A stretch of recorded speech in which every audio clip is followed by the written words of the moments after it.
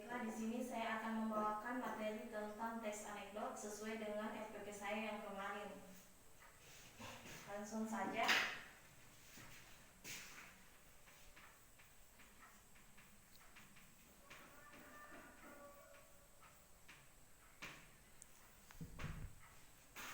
Baiklah, saya akan menjelaskan tentang teks anekdot. Teks anekdot adalah cerita yang di dalamnya mengandung unsur lucu dan mempunyai maksud untuk melakukan kritik. Teks anekdot biasanya bertopik tentang layanan publik, politik, lingkungan, dan sosial. Tidak hanya berbentuk cerita, pengertian teks anekdot juga dapat berbentuk dialog singkat antara dua tokoh. Teks anekdot sendiri tentunya selain untuk memberi humor, teks tersebut juga harus membuat amanat, pesan moral ataupun kebenaran secara umum. Nah, itu pengertian dari teks cerita anekdot. Adapun struktur teks anekdot,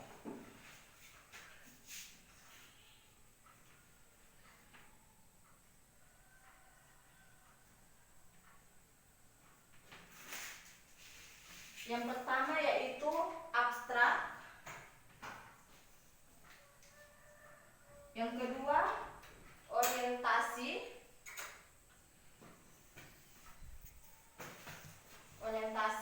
yang ketiga krisis,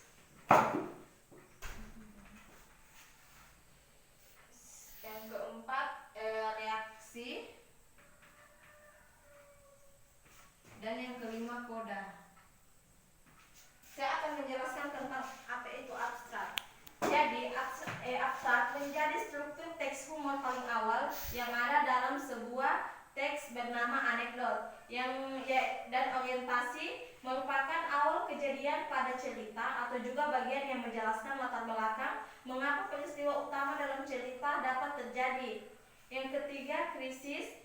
Struktur teks anekdot berikutnya adalah krisis. Krisis merupakan bagian yang menjelaskan mengenai pokok masalah utama dengan warna unik, juga tidak biasa atau bahkan terjadi pasca penulisannya sendiri. Yang keempat, reaksi. Reaksi berhubungan besar dengan struktur krisis. Reaksi adalah bagian yang akan melengkapi berupa penyelesaian masalah menggunakan cara-cara yang juga unik dan berbeda. Dan yang terakhir adalah koda, seperti penutup. Struktur teks anekdot yang terakhir adalah koda. Koda merupakan bagian yang menutup cerita dalam teks tersebut. Ciri-ciri teks anekdot.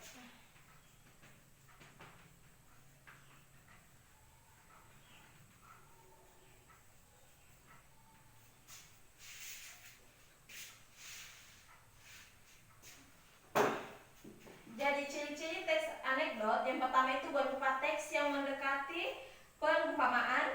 Yang kedua, menampilkan tokoh-tokoh atau figur yang dekat dengan kehidupan sehari-hari atau juga orang penting.